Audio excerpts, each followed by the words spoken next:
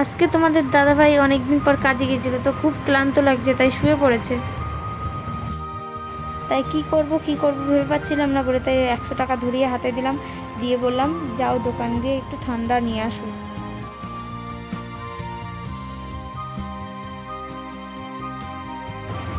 তো এদিকে বড় পুঁটি পাইনি বলে তাই 20 টাকা দামের ছোট পুঁটি নিয়ে আসলো, নিয়ে এসেই আমার হাতে ধরিয়ে দিল। এদিকে চিকু বেরোনোর জন্য লাফাচ্ছিল, তাই বের করে নিয়ে এসেছি। তারপর চিকুকে আমি একটু আদর করছিলাম, হঠাৎ দেখি একটা ঠাকুমার বাড়িতে ষাঁড় ঢুকে গেছে।